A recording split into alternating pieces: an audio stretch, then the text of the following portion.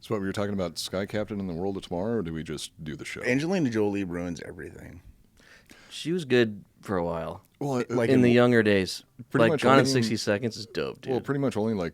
Yeah, but like she didn't for even fun. need to be in there. Yeah, but she was so hot in it that that's why I watch it now. Hackers? I guess. She was real hot in Hackers, too. Yeah, but Come on, dude. But Hackers is retarded. It sucks, yeah, but that's you for watch sure. it because she's in it. And then it's kind of over I after guess. that. Yeah. Kind of over after that. I liked Mr. and Mrs. Smith. I mean, it's one of those stupid fun movies. But she's really hot in it. Yeah, When her they, and like, Brad Pitt are a sexy couple. When they beat the shit out of each other and fuck it, Yeah. I jerked off to it. That's cool. Second time we've had Adam on the show, and that's the second time that you're admitting to movies that you've jerked off to. But I think you could probably just read through IMDb and be like, yep. Yeah, from the age of 10 to 30, I probably jerked off to everything. Maybe I You can were a do an late episode on like movies that people masturbate to that isn't porn. Yeah, great scene. And movies that that'd be aren't- awesome. Great sex scenes. And you can movies jerk that aren't off to. explicitly like overly naked fucking people. No, like the scene in Conan. Like if you can jerk off to that, that's badass. Yeah. That's And was respectable. was that the children pushing the wheel? No, the witch. Oh, okay. that's like a max level or the hardest level setting on masturbation. So if you can get off. I don't think I could jerk off to the wheel scene. Hey, don't sell yourself short. I bet you could do it if you put your mind to it. Yeah. Can you Well, jerk I off to could- the scene where I mean, I Conan could- cuts off James Earl Jones's head Oh, I and could throws do it that. down the stairs? Yeah, I could do that. That I could do. Yeah. No, I could jerk off to anything. It would just kind of be on while I focused on something else, though. So it'd be kind of cheating. That's cheating. Yeah. It has a good soundtrack to it. It has a driving, Slow build epic, you know, I mean, that could help. to the head shop. Yeah. That part's cool. it is. It's really crazy that the giant stone tower staircase catches on fire, though. Pretty funny. He like sets it on fire at the end, and the whole thing burns, even the stone, Oh no, stones are famously flammable. because it was built out of wood and they painted it to look like stone. Yeah. And they're like, set it on because it wasn't fire. real. It was a set. It was just a movie. Wait, what? What? Yeah, dude. Iconoblast. We put the past on blast. Hit 'em with the truth, with things you never knew. Nobody is safe, no thing to place. Got Joel and Coop with history in your face. Iconoblast. Presented by GhostBed.com. Welcome to the Iconoblast podcast. This is the show that takes a look behind the public facades of famous icons to show you why you can never take anything at face value. My name is Cooper. As always, I am joined by Joel Benner. What's up? And once again, we have the one and only Adam Hester from the Skeleton Factory podcast. Good evening. We had so much fun with him last time that he was here. We wanted to have him on the show We again. forced him back on. And a lot of Against his people really enjoyed your appearance on the last show. You had the best zingers out of everybody. Yeah. That's cool. Made the people laugh. And I think that we have our first official meme of the podcast. It's like Squid Game. It's like but there's Squid cum. Games, but there's cum. I mean, It's like it- Squid Game, except there's cum. But there's cum.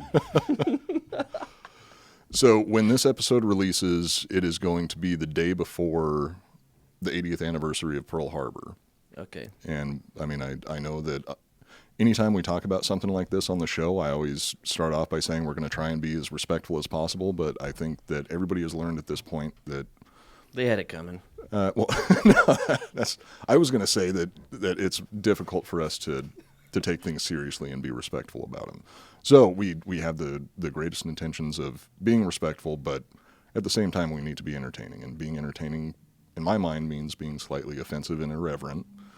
And saying that they had it coming. Oh, they didn't have it. The Japanese or the Americans? I don't know. Both I don't of know. them. I don't We all even got know it what coming. Pearl Harbor means. Pearl Harbor's like a pearl necklace. Pearl Harbor's like Squid Games, but with cum. It's like Squid Game, except there's cum. So without further ado, yesterday, December 7th, 1941, a date which will live in infamy, the United States of America was suddenly and deliberately attacked by naval and air forces of the Empire of Japan. What? No, this happened in 1941. What movie is this? 1941, not 2020. Well, Tora, I guess. This was Independence Day, starring Bill Pullman, Will Smith. We Okay. did. We read. remember them We read that attacking speech Pearl on Harbor, the show yeah. once. I ask that Congress declare that since the unprovoked and dastardly attack by Japan on Sunday, December 7th, 1941, a state of war has existed between the United States and the Japanese Empire. And aliens. And aliens. But we're always at war with the aliens. The previous quotes are the first and last paragraphs of the speech Franklin D. Roosevelt delivered to a joint session of Congress on December 8th, 1941. The day after this episode airs will be the 80th anniversary of the attack on Pearl Harbor, which ended the lives of 2,403 U.S. service personnel, wounded 1,211, and brought about the formal entry of the United States into World War II. Do you know what D in Franklin D. Roosevelt stands for? Dick.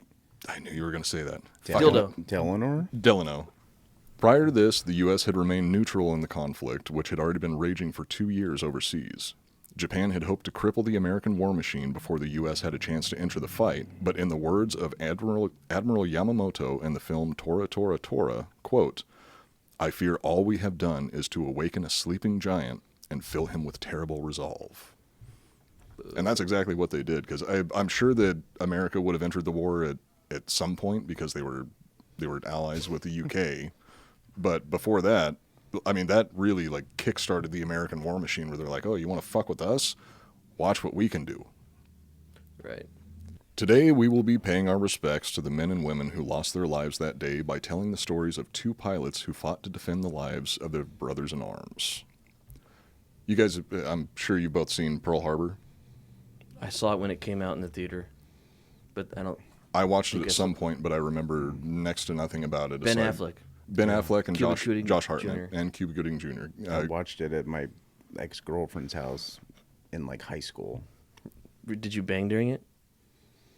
Probably. It's a romance film. Like it's mostly a romance, from what I can remember. Yeah. And then there's an attack. Yeah, that's Like the story leading up is like Ben falling in love or something. That's like the primary through line for the whole story is it's Ben Affleck trying to fuck A male lady? No, she was a nurse. Was it Kate Beckinsale? Was it? I think it was Kate Beckinsale. Whoa, when she was young. Don't quote me on it. Dude, it doesn't even matter Like if she's from young. Underworld? Yeah, Kate Beckinsale is like Monica Bellucci. She does not age. And also, She's hot. Pete Davidson hooked up with Kate Beckinsale. That motherfucker. Who's that? Pete Davidson from Saturday Night Live. He's like dating Kim Kardashian He's been now. getting everybody. Yeah, he was God with bless him. whoever that shitty pop singer was. The one that looks like she's constantly 12 years old. I don't know pop culture very much. Ariana Grande. Yeah. This comes up in conversation from time to time, and I'm just like, I'm not impressed with the list of people he's fucked. Just because he's ugly, you know. I mean, I could fuck a bunch of plastic surgery disasters if I wanted to, but no one's going to give a shit.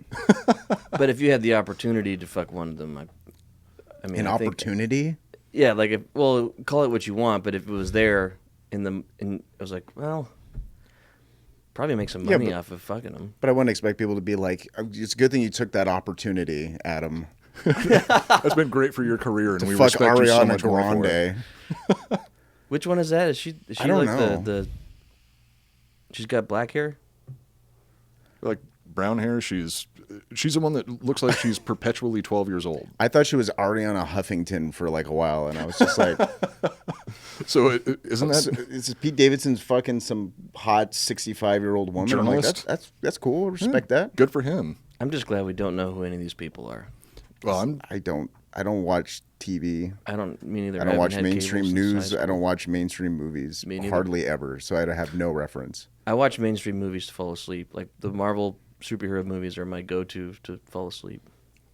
Yeah, I could see that. I kind of gave up on Marvel movies after a while. I mean, I'm sure they're great. They're not. Don't care. None of them are good. The only one that I thought was okay was the first Iron Man. Marvel movies are pretty much the film equivalent of pop music, where it's not like there's Just junk food for your brain. yeah. Yeah, There's they're awesome for that. I will say I did I did have an encounter with Paul Rudd in San Francisco when he was yeah? filming Ant-Man. Yeah. Okay, wait. Ant-Man was pretty good. The first one. Yeah, they actually funny. there was all these scenes where they were in the Tenderloin, the infamous scary Tenderloin. I was walking through the Tenderloin, and they were filming this. The tenderloin. Yeah. Like a piece of meat? Yeah, Well, What's no, the tenderloin? Well, the old story is it was called that because what was it? Butchers would bribe cops with meat because meat was like a hard thing Harder to to get hold get of. back in the day. Oh, okay, yeah. And butchers would be like, they're already shady. I used to be a butcher. Butchers are shady people. They Did you work ever? with knives. Did you ever do that when you were a butcher? Did you ever bribe cops? No, I did work in this place in Oakland though, where the ground level, it was like a USDA plant, and above it there was apartments, and it got busted for underage child prostitution. Whoa. And then across the street was a barbershop that was barbershop / liquor store Fuck yeah! that got That's raided awesome. by I'd they love got to raided get by drunk like the on. DEA. It was like some gang drug front. So both places. And that's where we got coffee. So we were like, because How are we we're gonna At get the coffee, barber though? shop? yeah, and it was right near Fruitville Station, like where Oscar Grant got fucking killed by the police. So it was like 23 blocks of just industrial warehouses. So that's like the only place you can get coffee. So in And it this, got fucking Was a barber shop. in this one location, you can go and get your hair cut, get a cup of coffee, buy Take some a booze, shot. and get drugs, and then go across the street and get an underage prostitute? yeah. God, I love this country. I love America. It's great. Thank God, the men and women in uniform. God bless the men and women that allowed us to continue living the way that we do. Yeah. And some of them, well, I don't want to besmirch George Welch and Kenneth Taylor by saying that they're responsible for that. I mean, how do you feel about prostitution in general? Do you guys have any thoughts about that? I feel like it takes way I too see. much of my money. I wish it was legal. That I don't think it's. I mean, if that's what you want to do, I don't think it's dirty. Well, prostitution It's up to is you. Fucking sounds literally awesome. Get paid the to fuck. oldest profession on the planet. It's something that's been here forever, and it's not going to go away. Yeah. So since it's, I feel the same way about prostitution as I feel about drugs, where there's no winning the drug war, there's no winning the prostitution war. You might as well legalize it and put laws in place, Make people safe while they do it. Yeah, to make it Yeah. make it safer. And to a certain extent, I agree with that. But then there's things like, well, what do? Unionize? What happens if Dude, what sweet babe? What happens if you prostitution? fucking if they're just like unions are like we're fucking protesting or we're like not going to work until our demands are met? Then you're gonna have some like picket line crossers who are just like politics and I'll still fuck people on the sly. So there's going to be Hell yeah. there's going to be prostitute scabs and not the type of prostitute scabs that you're thinking of. Yeah. I don't know. That sounds like I mean, there's a whole Sounds lot serious. of whole lot of nuance that goes into that, and honestly, I would kind of be interested in seeing what a picket line of prostitutes looks like. that would be awesome. That'd be cool. Yeah. So, Pearl Harbor. Okay. Oh yeah, Pearl Harbor. 4 people that died there. Like, Was there prostitutes at Pearl Harbor then? there's always been prostitutes. Oh, out in anywhere near a military base, for sure, there's going to be prostitutes. Yeah. Like they're going to be one of the number one consumers of prostitutes, like outside of Hawaiian prostitutes. Mommy. Yeah, and I mean probably daddy. a lot of like every color of the rainbow that you can think of. They're going to be going and setting. Did you up near a find military in base. your research how many prostitutes were killed during the bombing of Pearl Harbor? Surprisingly, that wasn't a primary focus when I was researching this episode. Maybe we can do that on one of the tangents and see how many prostitutes there were that lost their lives during the attack on Pearl Harbor. Okay. Prostitutes are I'm- people too, Coop. I'm sure, absolutely. I'm sure that had to go into the official count at some point. How do you make that count? There's just like Like how many? Yeah. like a blown apart body, and then there's just like a head disembodied on some dead dude's dick. They're like, count this as 2. All right, there's one leg with a fishnet on it over there. One leg with a fishnet on it over there. Okay, so add At one least more one more prostitute to the count. One drug dealer. Fuck, that would suck. George Schwartz Welch and Kenneth Marlar Taylor were close friends and pilots in the U.S. Army Air Corps during World War II. Old G and Kenny, dude. Old G and Kenny. Here we go. Oh, together they're Kenny G. Kenny G on the scene, dude. That's their celebrity couple name. On the night of December 6th, George and Ken stayed up until the wee hours of the morning drinking, dancing, and playing poker at the officers' club. Yeah. At Poku. 6... At what? A prostitute. poking prostitutes. Oh, I'm sure that they would be there too. I'm not accusing George or Kenny of Prostitution. not dealing. Of consumption of prostitutes. Like, what's the proper term for that? Fucking a prostitute. Yes. Yeah. I think that's the legal term for it. At 6:30 a.m., George and Kenneth returned to their homes to sleep off the night of booze. At 7:55 a.m., less than an hour and a half later, they were woken up by what I like to call the soldier's alarm clock.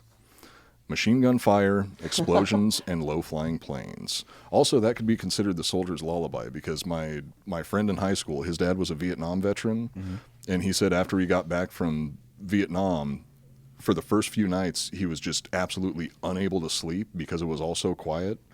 And then one night, a garbage truck knocked over a dumpster in the alley behind the place that he was living, and the loud boom just made him feel like, oh, there we go, and he finally fell asleep. Whoa. That's some PTSD shit. That's heavy, man. Oh, yeah, he's definitely got some PTSD, that's for sure. Even with an ungodly hangover and very little sleep, the men knew there was a fight going down, and they wanted in on it. Kenneth grabbed the nearest clothing he could find, his tuxedo pants and shirt from the previous night. Hell yeah. It's also called a dress mess. It's not like the traditional penguin tuxedo that you would think of. It's like the military version of a tuxedo. It's like really fancy dress clothing. Okay. It wasn't But a it looks flight- like a tuxedo. it looks kind of like a tuxedo. What color is it? Is it They're like black Denim, and- like a Canadian. Yeah, it's all denim shirt, denim jacket, denim jeans. It wasn't a flight suit, but it was enough to cover his massive balls. He grabbed the telephone and called Wheeler Airfield and told them to get 2 fighter planes ready. He and his buddy George were on their way to kick some ass.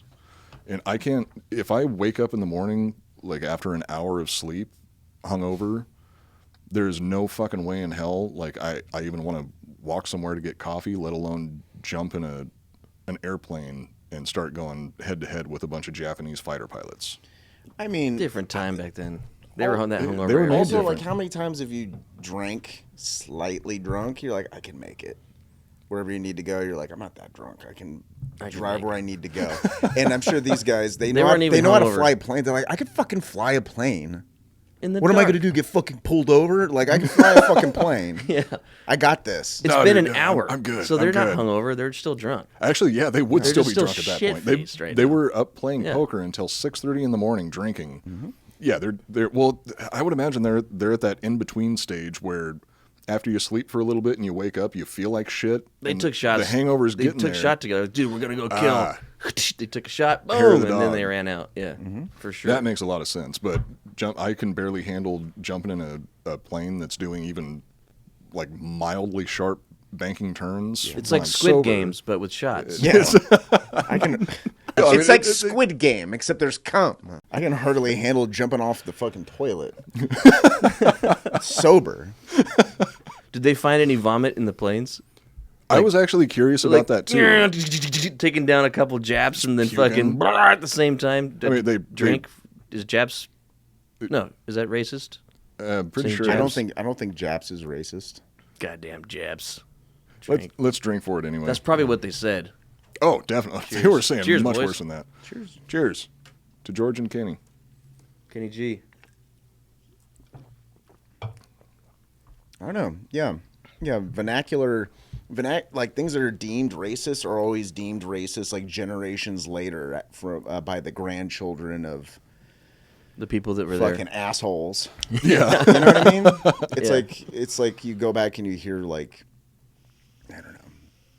I don't know, like black civil rights leaders, you know, and they say like the words like Negro Yeah. in like this articulate, interesting speech that has like greater implications. But like people now would just be like, we need to edit that out. We need to edit out the word Negro because Yeah. that's offensive Well, to 2021 ears. It's like, okay, well, So does that mean we have to drink because you said Negro? it's like 3 times in a row. But no, here's the thing. No, Yeah. we're not doing it. Okay. Yeah, that's pulling down statues, but just like after the fact with words. Like we're pulling down words, and it's like, okay, well, like if you're the person who decides who gets to say what words now, Like someone's gonna pull your shit down later. You just have Yeah. to know that. Like that's probably going to happen, right? Well, there's Everything we're saying right now is going to be offensive. In like yeah, there's 10 a years. there's Yeah. a weird cycle to that, and not just with things that people consider to be racial slurs. It's like with Yeah. any word that has any sort of taboo connotation to it, like bathroom. Like there's okay, so a better example, because some people call it This a was an washroom, episode some idea people we call wanna it a restroom. Words change over time. Toilet, Toilet, baño. el baño, the shitter. How's that offensive? Who's that Well, offensive because to? so I think a better example would be, I think we've talked about it on the show before. I'm not sure, but I think I've mentioned this on the show, that words like idiot, moron, and retard, Yeah. those were all scientific, like they were medical terms at some point. Yeah. And people started using turned them as pejoratives, and the people who were defined as an idiot, a moron, or a retard, or their friends, because I mean, an idiot and a moron or a retard, they're not really going to understand being insulted. But the people Drink. around them, okay, yeah, I'll drink for that. I took offense to that. But the people around him would be offended by it, or the people that are the target of these insults would be offended by it. So they try to find something less offensive to call it. I mean, I think we're at the point now where Disabled it's like adult. mentally disabled and then differently abled. Yeah. But those are going to start being insults that people use anyway. So the word's going to have to change again. Or loop back around. And well, I mean, it might actually. And that would it might make be sense like if the actual condition changed over time.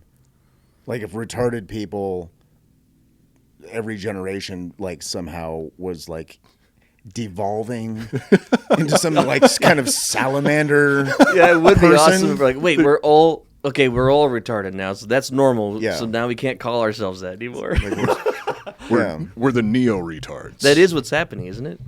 Yeah, no, it's Like, like we are- retarded people, 50 years ago are the same as retarded people now. Except now we kill retarded people before they can be born.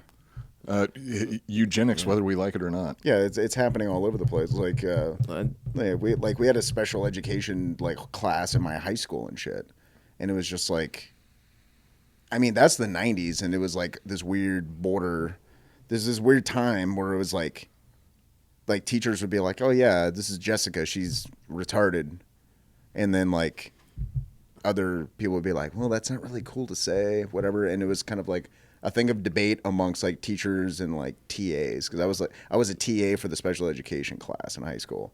So it was- Mentally disabled. yeah, that was a thing that came up on regularly, because they were just like, they would come to us every once in a while and kind of like, I don't know, kind of update us on our vernacular if we're going to be around these kids.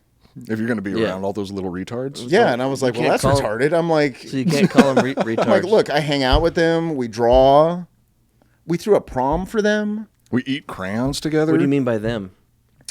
By them, I mean the retards. Those people. Okay, I danced with Jessica.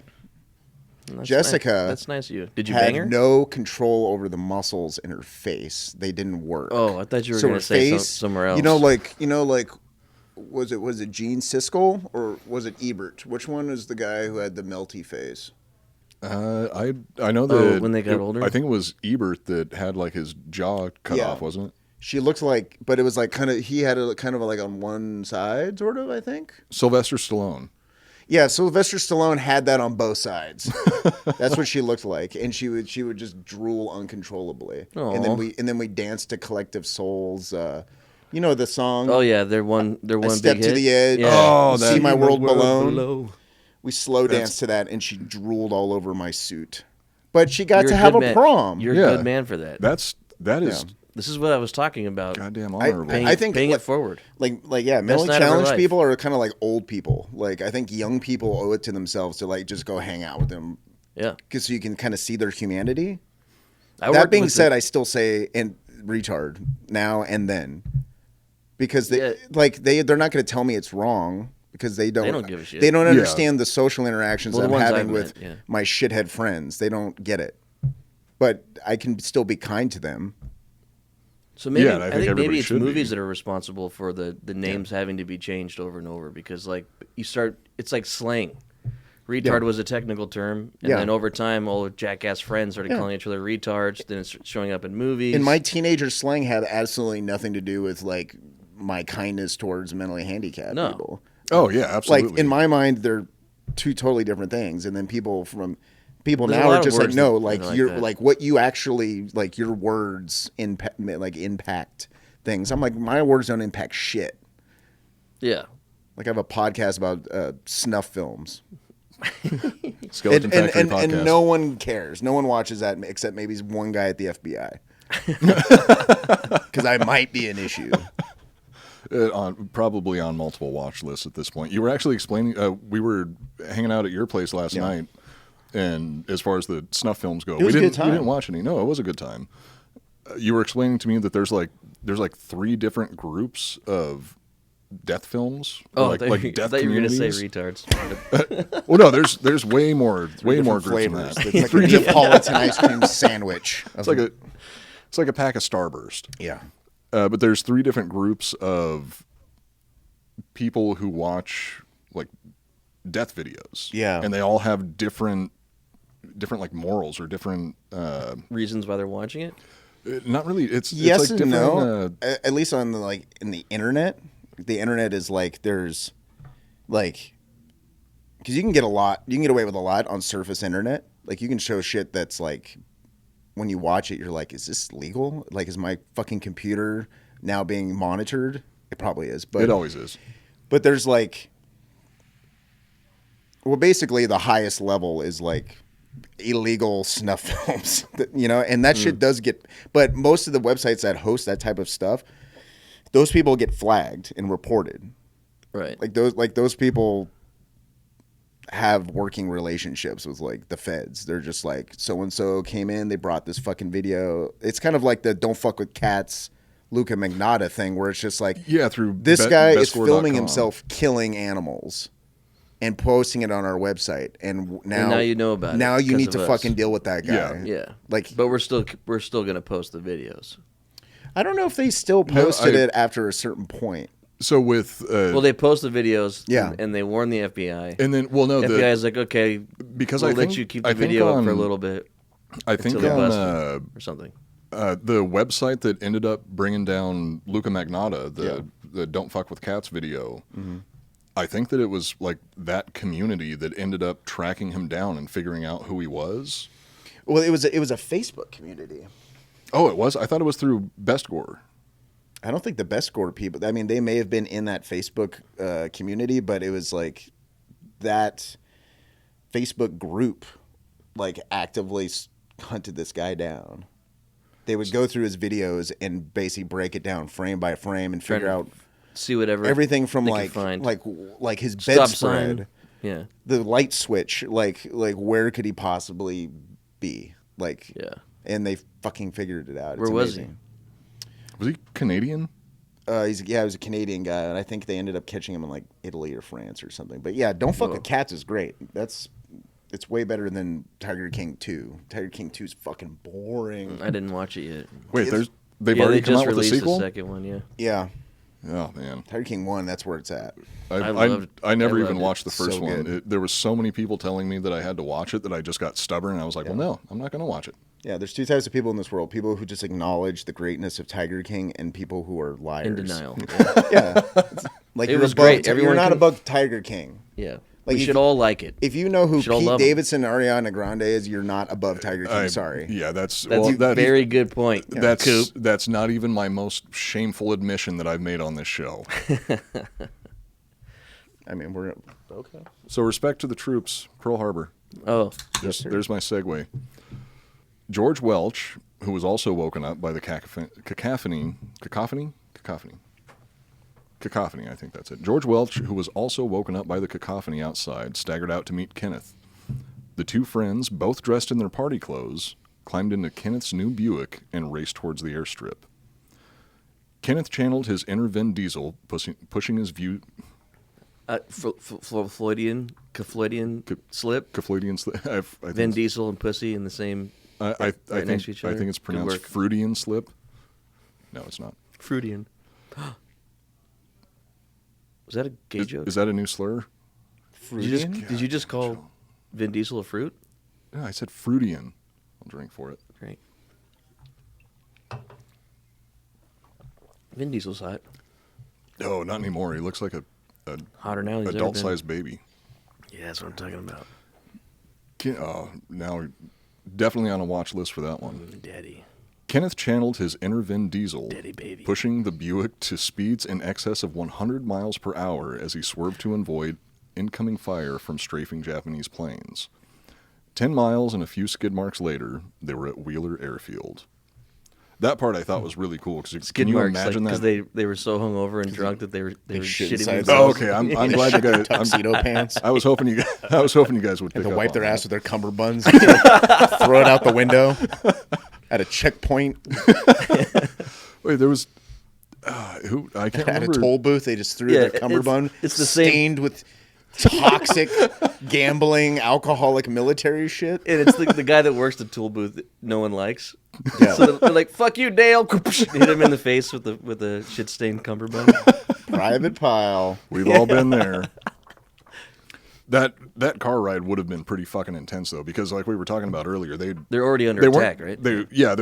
And they actually had to dodge strafing runs in this car. Hell yeah. So not only are they hungover, So- they're also still drunk from the night before, driving at like 100 miles per hour. And that's in a not 1940s Buick.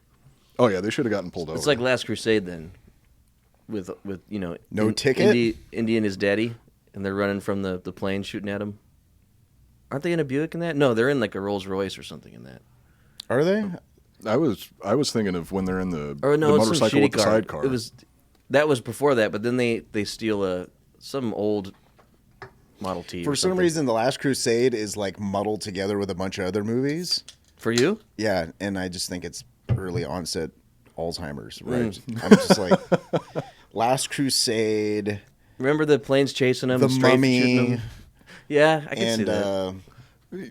yeah, same vein. Romancing the Stone. Those are like all like the that's a same good movie one. to me somehow.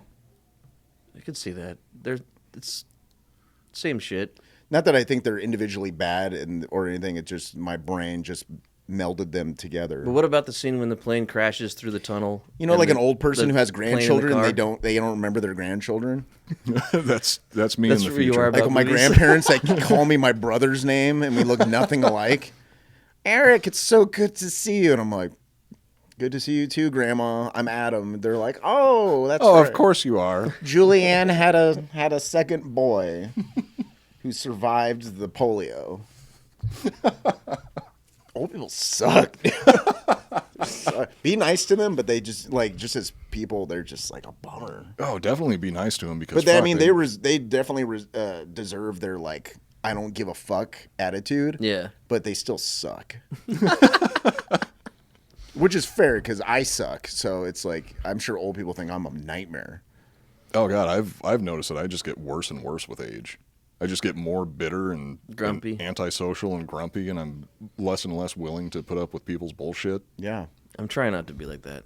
Oh, I'm trying to stay young and carefree. You know? I'm falling into it. I'm just going with it. You're just becoming the old guy from Up. I'm slowly. Except you'll never get married. I, You'll never have the joy of watching your wife die and your house get carried away by balloons. Oh, God, I You'll never wish. have that. No, I mean, pretty much I'm slowly becoming my grandfather sans the casual use of the N-word. It's never too late, Coop. You'll have your own version. By the time you're old, It's like that movie Bucket List, except the last thing on your list is just use the N-word casually. it'll be retard though. You'll be the last person saying retard. Everybody else is going to And be it'll saying a R sin to say word, it. and I'll be talking to my if I ever have grandchildren, I'll be talking to them like, oh, that guy's a fucking retard. They're like, Grandpa, you can't say that anymore. God. It's the R Or word. they just don't know that word. They're just like, oh, that must like when people use old timey English. At some point, that might shit just got disappear. filtered out, and people are just like, it's like if you said groovy. Or mongoloid. Oh yeah, that if you was, said mongoloid, people would have absolutely no idea what you're talking about. yeah. Yeah, I only know mongoloid because of Devo. Great band. Wonderful band, Mongoloid. very He's a good band. mongoloid. But mongoloid's is a bad name now, right? You can't say it. Well, if you're using it to refer to You're differently you're abled people. You're a fucking mongoloid, dude. Well, that's a weird term because it's not only offensive, it's also like racist. Wait, it is? To who? Mongols. Oh, is it really? Oh, you told me this. It's about the Mongols? Okay, here's Mongolia. I didn't know that. I thought it was just meant retard. Help me with my ignorance here. Are there still Mongols that exist? Mongolia is still in existence, so I think that they would In the same like geographical sense? Okay, now you're Is making it me. still Mongolia? You know, because there's like what was Is it it still like? called Like Mongolia? Germania wasn't necessarily Germany, right? No, well, like when people refer to. You know what I'm talking about? Like Germanic? Rome was like the Yeah, well, whole like- world at one point, and then after a while, it just wasn't. Well, it's like originally the There's not Romans anymore, Coop. Rome's been gone for a long time. At So least you in can my say- mind, Rome has been gone for Yeah, thousands of years. Romanoids. Romanoids. Romanoids. You're a Well, Romanoid. It sounds like hemorrhoids you get from eating too much pasta. Well, that is like so. Romanoids. Originally, there wasn't a France and a Belgium and a Poland. They were all just Gauls. But then it got broken up into France, Belgium, Or like So East, Mongoloid West is like Germany, Golanoid? North, yeah. Polanoids, Golanoids, Frenchanoids. French Or what about the Domino's I was noise? just So gonna annoyed is the insulting part. No, it's Because it it's sounds like annoyed. it's Yeah, someone I'm that- annoyed with you. No, it's someone that steals pizza. Isn't that what the Noid did, or did yeah, he ruin he was pizza? a claymation character that stole pizza. I remember playing the video game that had the Noid in it. I never played that. Really, it was terrible. Don't bother playing it. Now we need to know if there's still Mongoloids alive. Drink. Ask Siri. Yeah. Ask Siri if Mongoloids still Okay. exist. Hey Siri, what is a Mongoloid? Hey Siri. She won't even answer the No, question. it's because my screen is broken. It's constantly swiping up, so it's canceling her. Hey Siri, what is a Mongoloid? Mongoloid is an obsolete racial grouping of various people indigenous to large parts of Asia, Polynesia, and the Americas. Would you like to hear more? That's fucking vague. That is really vague. Hey Siri, what does Mongoloid mean? Okay, I found this on the web for what does Mongoloid mean. Check it out. Okay, so from Urban Dictionary, oh, holy shit, Urban Dictionary actually removed the definition, and I thought Urban Dictionary didn't give a fuck about that type of stuff. What do you mean? What does it say? It's removed. I tried to go to the page, and it's just There's gone. no definition for Mongoloid on the So Urban I Dictionary? guess that means that, Then that they it's don't a exist race- anymore. It's racist. Well, they use What if Christopher Lloyd had a son named Mongo? Does Chase Bank deperson him? Sorry, sir, your money's no longer accepted. Yeah, in the Devo song, here. they're using it like retard. yeah. When Well, I like- saw them or play, like, they fucking you're played that dumb. song. Yeah, they're just saying that you're dumb. yeah. Right? That, At least that's was, what I got. That from was it. that was what the definition eventually changed to. It was like synonymous with But according to Siri, it means someone from Asia that's dumb, so Siri, America. or an insulting version of someone from Asia. Siri just used a racial slur. She said Mongoloid. Mm-hmm. Sweet. That's cool, man. She's one of us. Well, one of the definitions for Mongoloid was somebody from the Pacific. You know who else was from the Pacific? The Rock. Probably. Yeah. Yeah, that's where he's Samoan. Yeah. Hawaiian. He's from. I thought he was Samoan. He is Samoan. Yeah, but I think he's from Hawaii. Is he I think- from? well, he was So born does- in the States somewhere, but I think he lived in Hawaii a little bit. I know he grew up in like the Bay Area for a bit. Yeah. Because there was a big Samoan, all the big Samoan wrestlers lived in the Bay. Dude, his dad's way cooler than him. His We dad should was do jacked. we should do a fucking spin-off on The Rock's dad. Just on Rocky Johnson. Yeah, he's a beast. was That's in- what his name was? Rocky Johnson was a very impressive man. Johnson is a traditional Samoan last name, surprisingly. And then High Chief Peter Maivia, who's his grandfather. Whoa. Another impressive Samoan wrestler. And that and all of his cousins are like famous. Are you a Samoan wrestling wrestlers. fan? I'm a huge wrestling fan. Fuck yeah. I'm not a huge one, but I wish I was, because I love wrestling. I've only been to one like live wrestling event, and it was like a lower quality one from the WWF or E or whatever, and I fucking loved it. It was the most but fun I've had at a live fun, show man. fucking But ever. we worked together on a Women of Wrestling event. Oh yeah, I forgot. I shot They women called of it, wrestling. They called it WOW. Yeah, I don't know if you knew about that. Wow, women Yeah. of wrestling. Yeah. Yeah, I used to they shoot made a that. movie or they made a show about it with Mark Maron. Oh yeah, they did? did. And that's fucking Andy, dude. It's really good. And dude, he even looks like Andy in the show. It's crazy. The guy that ran okay. that ran Women of Wrestling and stuff is my old boss. He's the first Mark Maron's character? Yeah, No shit. the first person that ever hired me in film and anything back in the 90s when I was still in high school. That's hilarious. Yeah, and he was the one show running the original Women of Wrestling. It was called Glow before that. Like in Well, isn't that what the Glamorous. yeah. Oh That's yeah, what it's it called was Glow. called. That's Sorry, what the yeah, show was okay, called. yeah. So yeah, the show is called Glow. I forgot. Yeah. So But yeah, that's my first Boston film. So name a Japanese wrestler. Antonio Inoki. Okay, so you know somebody else who was from Japan? The entire fleet that attacked Pearl Harbor. Yeah, good transition. there was my segue. Way to bring it back. Upon their arrival, one of the crew chiefs. So they just got to Wheeler Airfield. Upon their arrival, one of the crew chiefs informed them that they should disperse their planes to make them harder targets for Japanese strafing runs, which means they should move their planes further apart. So, like one single bomb or one single strafing run isn't going to wipe out multiple planes altogether. You got to keep that dispersion going. George Welch simply replied, "To hell with that." They had no intention of staying on the ground when the fight was in the air. So the crew chiefs thought that they were just there to get their planes out of the way to do less damage to the. No, we're going out there, baby. Like, no, we're going up in the air. there. We're And gonna also, fuck. I gotta stress, they're wearing their dress mess right now. Like they're pretty much dressed up in tuxedos, going And they're to an showing up. airfield. They have sunglasses on. 'cause drunk they're as shit. shit-faced. Yeah. Yeah. It was like Casual Friday. Fighter pilots. George Stumbling and Kenneth. Oh, dude, they I still love these Flip-flops guys. and shit. Yeah. One of them's in flip flops. The other one's just in socks. Covered in fucking dog hair. Just got the Just fuck off the fucking couch. stink. One of them's just holding the flash the whole time. Doesn't even give a shit. I It's feel a like different you're time. both describing me on any given day of the week. Yeah. Yeah.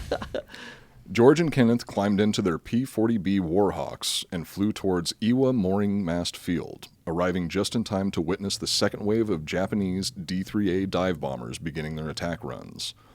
Although outnumbered 6-1, the well-dressed killing machines flew directly into the swarm of enemy fighters, unleashing hell as they went. And that's something else about this whole story, aside from the fact that they're partially hungover, still for sure drunk from the night before. They've only slept maybe an hour and a half, and they're in these P-40B Warhawks. I don't even like to get up and drive my fucking 2001 Ford Explorer. I mean, not to brag, but I drive a 2001 Ford Explorer because. Nice. I didn't know you guys were doing that well. Oh yeah, no, we're pretty successful. But they're jumping into literal warplanes and flying into a squadron of Japanese fighters, just the two of them. Like, not even second guessing. First two up. First two in up. the air. What's there to second guess? Like, what's the difference between they know how to fight in planes in the sky? What's the difference between that and somebody who can fight with their fists on the ground? Like they were like these bitches ain't got fucking shit on us. They're on our fucking territory. They're like, actually, I'm that drunk, is- but I could still fucking Where's blow 'em out of everybody the else? sky. Where Who the gives a fuck shit? are all the other pilots, though? What the fuck's There going was on there here? was more pilots that ended up scrambling. They were and the getting up first in the air, ones. but it was like a grand total of like 10 American pilots got up in the air during the attack on Pearl Harbor. Shit. It was like somewhere between 10 and 14 pilots actually got their planes off the ground during the attack. These guys were the first two. But so using the analogy you were talking about just now, drunk or not, imagine that same situation, except there's 12 people there and it's just you and your bro. And you're like, nah, fuck it. Let's take them. Let's go. I mean, that takes a massive amount of balls. Yeah. They did say that the reason they were so confident going into the fight is because they didn't say that part, but now that I'm thinking about it, that's definitely got to play a pretty major role in the whole situation. It's like, fuck you, dude.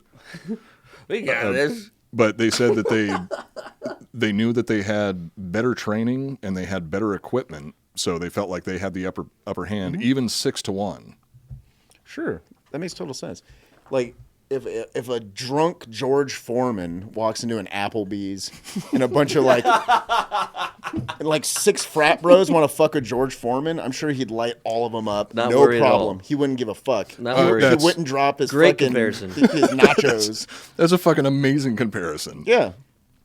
George Foreman ain't sweating that shit. And I dare say that has to have happened at least at one point in his life. A drunk George Foreman today. It happens to fighters all the time. Drunk At least assholes once a always week. try to pick a fight with a famous fighter. Which is so dumb. Which is so dumb. Chuck Liddell used to do a show on this network that we're on, and he would talk about how drunk people would try to fuck with him just because he's Chuck Liddell. He said he would even let him hit him once and say, "Don't hit me again, or I'll kill you." He would give him a chance. Give him to- a Well, chance. you know what? Multiple chances. Living in Santa Barbara and Goleta, I heard stories about Chuck Liddell, like when Chuck Liddell was first becoming Chuck Liddell. Oh, he like, fucked fools up. Because didn't he go to Goleta High School?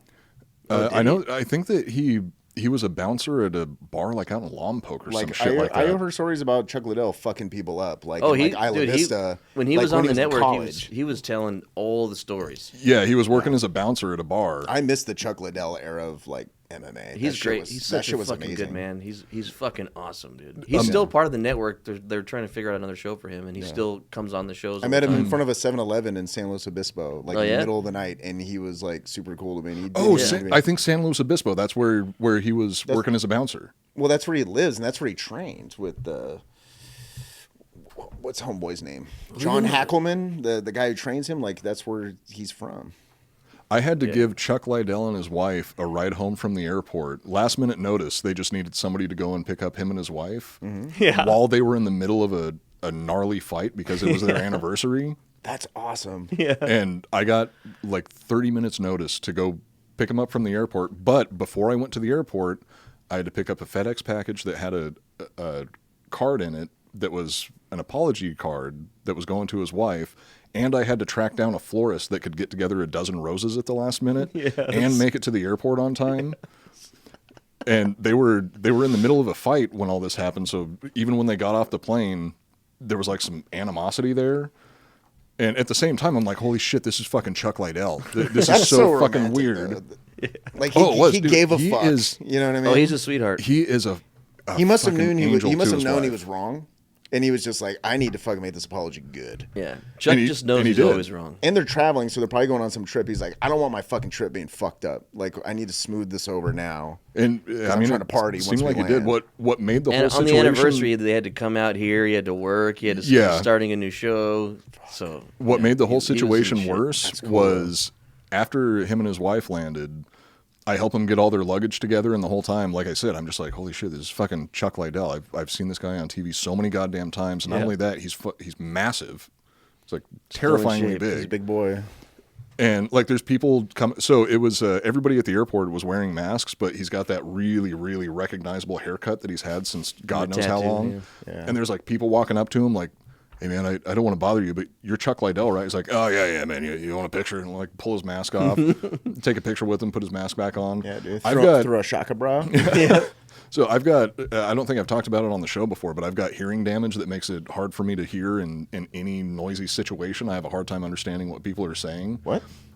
From primarily from our time in the music scene, just going to all those shows and spending all the time practicing without wearing any hearing protection because I was young and irresponsible. Mm-hmm. So it makes it hard for me to And hear some people gunshots. and a whole lot of shooting growing up and in the military. Just I fucked my ears up over the years. I'm surprised that I'm not completely deaf. You will But- be soon. Oh yeah, most definitely, because I still haven't been taking very good care of my ears. So Chuck's trying to have a conversation with me. He's wearing a mask, so I can't even see like his lips to try and get some sort of indication of what he's saying. Wearing a mask, talking to me about something. There's all these other people wandering around talking, and I'm just looking like I can't hear a single fucking thing that he's saying. But I'm just going to be like, oh yeah, oh no, totally. Then help him take all the luggage out to the car that was picking him up. Once we get out to the car, his wife comes up to me and she's like, okay, I need you to go get our kids too. I was like, wait, what? Nobody said anything. I thought that I was just coming here to get you guys an Uber and send you off to a hotel, and then I was going to get the fuck out of here because I got like 30 minutes notice for all this shit, and I'm super stressed out. I kind of want to go home. I didn't say any of that, obviously. She's like, oh yeah, our kids are coming in on a later flight, so it's going to be coming in around this time. I think it's this airliner. So just, get them on an Uber and send them over to the hotel that we're at. And then they start getting in the car to leave. I'm like, wait a second. I don't know what your kids look like. They don't know what I look like. I don't know like exactly what time their flight's coming in. How is this supposed to happen? And she just pulls up a picture on her phone and shows me a picture of her and her kids standing together. She's like, oh, this is them. Just look for the older blonde one and tell her that you're here to pick her up. I was like, so does she know that this weird random dude is supposed to be putting her and her younger siblings on an Uber to go to a hotel? Didn't she like take a picture of you as they were driving away or something? Oh yeah, Yeah.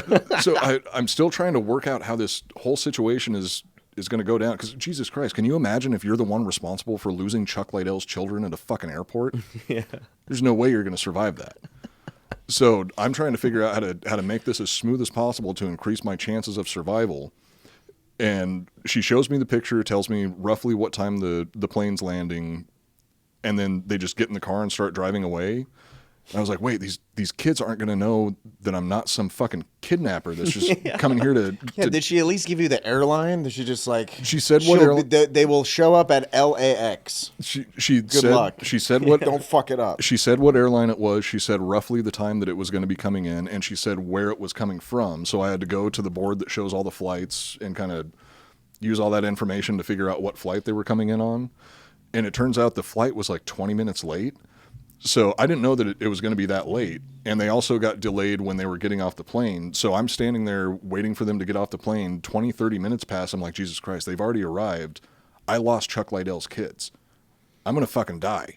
He's going to track me down and he's going to fucking put me in a stranglehold and rip my head off. So I'm like walking back and forth through the entire concourse trying to figure out where these kids are. And finally I hear somebody say, hey, and I turn around and there's this short blonde girl waving her hand over her head, and I recognized her from the picture. So I walked up and she's like, okay, you're the one that's putting us on the Uber, right? I was like, yeah, how did you know that I was here to pick you up? And she shows me this picture, and it's a picture of me standing on the side of the road out the back window of the car that Chuck and his wife left From the in. review mirror, wasn't it? Or the side mirror? No, she just took it out through the back window. So crazy. Just took a quick snapshot of me and sent it over to her daughter, and that's how she recognized me. If she didn't recognize me, Just a blurry photo of a man with a mustache. Yeah, Yeah. well, that's the other thing. anybody. I was even wearing a mask this whole time. So it's like, okay, look for a guy wearing this mask with this haircut, wearing this colored shirt. So I go to get the kids in an Uber, and it looks like, from my assumption, it was like a 15 to 16-year-old girl and then two little kids that were between the ages of 6 and 9. So I'm treating all of them like children. Like, come on, guys, we got to go. No, careful, cross on the road. We need to go this way. No, stick together, trying to keep them all together like I'm wrangling my niece and nephew. I go to put them on the Uber, and they climb into the car, and I start to leave. He's like, oh, no, you have to ride with them. So I tell the Uber driver, all I was supposed to do is I'm supposed to put them on the Uber so I can leave, because I just wanted to leave the whole fucking time because I was so uncomfortable. And the Uber driver said, no, you have to have somebody over the age of 18 because we can't take kids by themselves. And that's when the blonde girl speaks up, and she's like, oh, I'm 21. And me and the Uber driver look at each other like, wait, what? She's like, no, seriously, I'm 21. And the Uber driver says, I think I need to see some ID. So she pulls out her ID, shows him her ID, and sure enough, she's 21. And then I start thinking, holy shit, I've been treating his oldest daughter like she's a fucking child this entire goddamn time. The whole situation was just a mess and really uncomfortable, and I was so happy to get the fuck out of there and have it over and done with. I think I called you like right after it I hope happened. you learned something, man. I did. I learned a To very be valuable ageist. lesson. Sexist. I also learned that the next time somebody asked me to pick up Chuck Liddell and his family from the airport at the last minute, just say no. Say no. Just say no. I would see, if it was me, it would have been a completely different experience. I would have been fucking stoked. And I wouldn't have cared if they were in a fight. I'd just be, I get to talk to Chuck, get to meet his family. This That's is pretty awesome. cool. Cool way to spend the afternoon. Yeah. When I first, so I had instructions to, once I saw them come off the airplane, I had instructions to walk up and give the flowers and the card to his wife. Dude, that's so awesome. So I walked You up. should have gotten one knee. I walked up and I hold out the flowers and the card, and she just looks at me and she's like, "What's this?" Who the fuck are you? And then I look over at Chuck, and Chuck is just kind of like motioning his head over. Bro and, shit, and she dude. looks at him, and she's like, Fucking "What's say it. this?" Read the fucking thing. And I just said, "I was told to give these to you." She's like, "Okay," and takes them, and like opened up the card and read it. It was these, for me being the socially awkward person I am, it was fucking terrifying. It was god awful from start to finish. I mean, It's hilarious. It's another one of those Such a things though where a horrible adventure for you, but it would have been like Chuck Liddell fans' dream to get to do that. tragedy plus time equals comedy, and that's pretty much what it turned out to be. So you know what you did after that? You went back to the office because you were so tired and took a nap on. Most likely, a ghost bed. So we've talked about it on the show a lot of times that there is literally a ghost bed in the room that we record this podcast in. Yeah. And I slept in it the other night for reasons I can't talk about. Oh, that's right. That for top secret reasons that nobody is ever going to know about, Joel slept in the ghost bed here at the office the other night. Yeah. Best sleep I've had in a while. And Ghost Bed has also been the longest running sponsor for the network. They've been a sponsor of the network for 5 years now, and really I have yet to meet anybody who has tried out a Ghost Bed that doesn't actually love it. Yeah, our boy LJ just got one. Shout out to LJ for Oh, getting that's the Ghost right. Bed. LJ, Thanks. yeah. I hope you wrote in your email that it was because of Iconoblast. And I also hope that you use the promo code Drinkin' Bros. Ghost Bed makes their high-quality mattresses right here in the USA, and each mattress comes with a 20-year warranty if you're the type of person that keeps a mattress around for 20 years. I usually pick mine up out of the nearest alley to whatever apartment I'm living in at the time. There's a few stains, not very comfortable, but it still works. Their mattresses and pillows have cooling technology to help keep you cool at night, which is especially helpful if you live in Texas during the summer. During the winter, still helpful. They're still comfortable. You can buy a mattress for around $35 per month, and they have no money down, 0% financing plans. GhostBed also offers bundles, so you can get everything you need in one convenient package. You just choose from one of their 4 mattresses and then pick your bundle, or buy all 4 fucking mattresses. Why not? Put them in different places in your house, stack them all on top of each other like the Princess and the Pea. You guys know that story? Yeah. Yes, I do. The listeners don't need to know. Look it up online. Yeah, it's on the internet, I think. Whether you just need a mattress and a frame or you want it all, like their cooling pillows and sheets, you can always get the best bang for your buck. Right now, GhostBed is offering a flash sale where you can get 40% off when you buy a mattress and adjustable base, or 30% off of everything when you use the promo code DrinkinBros. Head over to ghostbed.com/DrinkinBros to take advantage of all their awesome deals. That is ghostbed.com/DrinkinBros. GhostBed. Sleep so good, it's scary. How did you sleep on that the other night, by the way? Perfectly. I can't imagine you wouldn't. Our next sponsor for this episode is Mint Mobile. This holiday season, the best deal in wireless can only be found at Mint Mobile. Right now, when you switch to Mint Mobile and buy any 3-month plan, you'll get another 3 months absolutely free. As the first company to sell their premium wireless services online, Mint Mobile lets you order from home and save a ton of cash while you're at it. That's a new deal, right? So that's, you pay for 3 months, that's $45, and you get 6 months with the phone plan. Is that $45? I Oh no, can't- that's holy shit! I can't believe that you did that math that fast, Joel. I'm impressed. Yeah, so for $45, you get 6 months of a phone plan that works the same as fucking Verizon, if not better, with 5G and Yeah, holy I would shit. I It's would say hardcore, dude.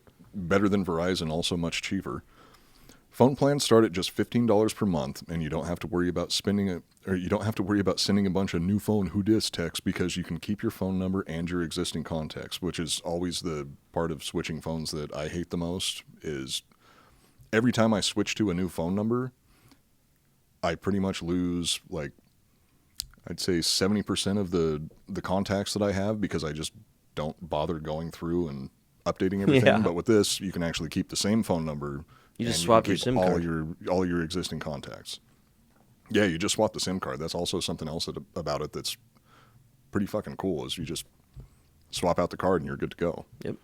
If you're the type of person that wants to use a burner phone, it's a pretty easy way to do it. Yeah, you and can it's keep cheap. your phone plan and get another phone plan for $15 a month for Yeah. your, for your side piece or whatever.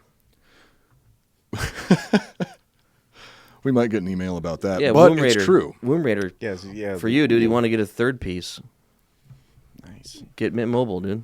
Yeah, And mobile, the promo code side piece. Yeah. Promo code infidelity. It's not illegal. promo code polyamory. Yeah. That's polyamorous. Promo code is actually Icon. By providing their services online, Mint Mobile eliminates the cost of traditional brick and mortar stores, and they pass those savings on to you. All plans come with unlimited talk and text plus high-speed data delivered on the nation's largest 5G network. I dare you to find another phone plan that gives you so much value for your money. Mint Mobile lets you choose the amount of monthly data that's right for you, and not only that, if they notice you're not using as much data as you're paying for, they'll notify you and help you find a plan that better suits your needs. Sick. Which is also pretty A company that unique. cares. Yeah, it's a company that cares. For a limited time, buy any 3-month Mint Mobile plan and get 3 more months for free by going to mintmobile.com/icon. That's mintmobile.com/icon. Cut your wireless bill to $15 a month at mintmobile.com/icon. Beautiful work. Thank you. And I love your work. Our last sponsor I love of the working day, with Matt Cooper. Love it. Love working with Matt Cooper. I hate that guy. He gets on my nerves every day. Our last sponsor for the show is Liquid IV, and this is a product that Joel and I have been using a whole lot of. And actually, Adam's been introduced to Liquid IV at this point. I had Liquid IV today. Yeah, I have it every day. I had 2 of them today. I needed it. When the Iconoblast podcast first joined the Tetherball Academy network, we were introduced to the nectar of the gods known as Liquid IV. And we were instantly hooked. Liquid IV, the nectar of the gods. And we literally drink it every day. Mm-hmm. Now that the weather is cooling down and it's even easier to miss signs of dehydration, not only that, flu season is in full swing, making proper hydration and vitamins that much more important. That was something that I learned in the Army, is that it's actually easier to get dehydrated in cold weather because you don't notice that you're thirsty, as opposed to hot weather where you're kind of aware of the fact that you're getting thirsty. So got to stay hydrated when it gets cold. This is a learning show. We just learned something. Yeah, this is an educational podcast. It's an educational podcast. One of the big lessons that you learned on the show today is If it's cold, you'll still get dehydrated. And don't pick up Chuck Liddell and his wife from the airport if you're a socially anxious person. Liquid IV contains 5 essential vitamins, more vitamin C than an orange, and as much potassium as a banana. Potassium. Liquid IV is also perfect for health-conscious people. It's made with clean, non-GMO ingredients, no artificial flavors or preservatives, and contains less sugar than an apple, which is also impressive because it tastes really good. I literally think And I hate bananas. I'd also think that you would... I've been buying... So it's like eating an apple and a banana and getting 4 bottles of water, and you only have to drink 1 bottle of water. with and it tastes less good. sugar. And that's also That's good for pretty you because crazy. I have never seen you drink as much water as you do now. I've been buying those cases of water for the I'm apartment. buying the next one now because I. Okay, well, I already went and replaced it today Okay, I'll because I get the needed next to one. drink my Liquid IV. Liquid IV is also vegan-friendly and free of glutens, dairy, and soy, so there's no excuse for not trying this stuff. Not only does Liquid IV taste great with flavors like watermelon, strawberry, lemon, lime, and my personal favorite, guava. I've tried all the flavors are good, but guava is by far my favorite. I like watermelon. And, the watermelon's a good one too. They've got a new flavor. Oh yeah, the new one. Caramel apple. Caramel apple empanada. Is that vegan friendly? I mean, it must be. They all are. So they don't have beef bullion cube flavor. When they come out with the beef flavor, I will be all over that. Oh God, drinking beef. Yeah. Love drinking beef, dude. Is that a euphemism? I don't know. It's like Squid Games, but with, Yeah. It's like Squid Game, except there's cum. It's like bone broth, but with a floater of cum. That'll be their next flavor. 1 stick of Liquid IV and 16 ounces of water hydrates faster and more efficiently than water alone. What makes on, Liquid IV don't so bullshit me. effective is cellular transport technology. Its optimal ratio of glucose, sodium, and potassium delivers water and nutrients directly into your bloodstream. It's like mainlining mainlining some very, very healthy water. It's the same technology that they used to send me back in time to kill John Connor. Probably getting an email about this one, too. Liquid IV is also on a mission to change the world. The company is donating 4 million servings in response to the COVID-19 pandemic, and products are being donated to hospitals, first responders, food banks, veterans, and active military. It's pretty nice of them. Very nice of them. And we also appreciate the fact that we have an entire cabinet filled with liquid IV at home that probably isn't going to last Yes, as long thank as you for that. I think it's going to last. Grab your favorite liquid IV flavors nationwide at Walmart. You can also get them at H-E-B. I was shopping at H-E-B the other day, and they've got liquid IV there too. But we would prefer if you get 25% off when you go to liquidiv.com and use the promo code ICON at checkout. Yeah. That's 25% off anything you order when you get better hydration today using promo code ICON at liquidiv.com. Do it. Do it now. Yeah, don't go to HEB. Yeah, just order You it don't from want to the leave your website. house. Just use Well, I our mean, use our even- promo code ICON and just stay at home and hydrate at home. That's what I do for almost anything that I order. Even if I get groceries, I'll usually just go through, like, not DoorDash, what is it, Instacart? Yeah, I saw you. Didn't you get coffee from the place that's a block away from the house? Just have it delivered to the house? Or you were about to? No, I was thinking about it. No, I was thinking about getting breakfast delivered from a block away, and then we ended up walking. Yeah, just walking. But I'm so goddamn late. Well, that's why I'm so impressed that Kenneth and George are able to fucking jump out of bed dude. first thing in the morning after spending an hour sleeping, full night getting hammered, and they jump into warplanes and go to war with the Japanese. They got balls. Yeah. Balls of Balls of steel. When we last left off, George and Kenneth had just flew into a formation of Japanese warplanes that were attacking the It was what's it called? The 3-1, Iwa, 6-1. Iwa mooring mast field, 6-1, 2 guys against 12 guys. The pilots fired until their oh yeah, actually now That's that I'm thinking about it that way, it guys. is. The pilots fired until their ammunition was gone, taking 3 Japanese planes out of the fight. After momentarily considering jumping onto the enemy fighters and taking the pilots out in hand-to-hand combat, George and Kenneth returned to the Wheeler airfield to restock. Wait, like jumping out of the plane while they're in the air and landing on the Japanese plane and pulling them out of the cockpit? You punch like the in shit out of Battlefield? them, and then you just climb into their airplane. Yeah, pretty much like Battlefield. I don't think they actually considered that. They might have, considering how drunk they must have been when all this was going down. I've had worse ideas when I was drunk. As they waited for the 50 caliber rounds to be loaded, a flight of dive bombers began a strafing run on the airfield.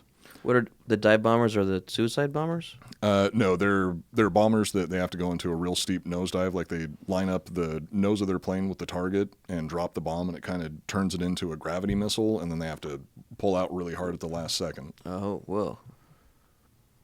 George's guns. I didn't know anything about that. That's cool. Yeah, That's that what was the Japanese bombers were doing? there was American bombers that did the that. same German thing? bombers. Yeah, Is that how most of the bombs were back then? So they would either be. They didn't have any guided munitions at that point. Like guided munitions are pretty recent, like JDAMs and things like that. So they would just aim straight down and then like detach the bomb so they'd be falling at the same speed as the bomb and then pull away? Yeah, and then they would have to Whoa. pull out at the last second because I never fucking knew that. Yeah, they didn't have like laser guided missiles or anything like that. Nowadays, I mean, you can be pretty much flying in the opposite direction of your target and drop a fire. JDAM and it's going It's to gonna land on the target. autocorrect. I mean, there's a little bit more skill that goes into it than that. Yeah, sure.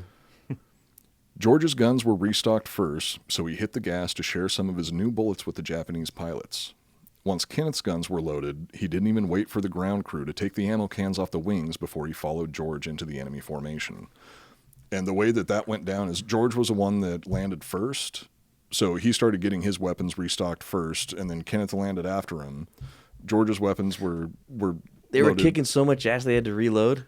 They had, Sick, I dude. think they had to go back and restock like twice. It's fucking But badass. It's like a NASCAR pit crew. Yeah. What the fuck? Yeah, well, it's so for Kenneth, the second guy that took off, it was like a NASCAR pit crew if you don't worry about running over your pit crew when you're on your way out, and they don't even unplug the fucking So just gas. like a NASCAR pit crew. Yeah. So Kenneth actually ran over one of the armament dollies on his way out. As soon as they had the guns loaded, the ground crew... He was so fucking hammered. Let's go! Let's get the fuck off. Yeah, so when the... Looks like everyone's out of the way. when the Japanese started shit. their strafing run on the airfield, the ground crew had just finished loading the guns, but they still had all the ammo cans sitting on the wings, and they had the armament dolly sitting right in front of the plane. He just drove over it. And the ground crew saw the Japanese flying, and they were like, "Oh fuck this!" and they all scattered. Because they were gonna get shot at. He kind of had to do it. Yeah, and, well, no. Then Ken was just like, "Fuck it," and floored it, ran over the armament dolly. Hell All yeah. the ammo cans fell off the wings, and then he just went back up and started fucking shit up. That's G shit, dude. In my mind, I'm picturing Homeboy from Independence Day. The dad. Randy Quaid. Yes, dude. It's Randy Quaid. Who was It's drunk George. the whole movie. Drunk the whole movie. Yeah, it's Randy Quaid. Yeah.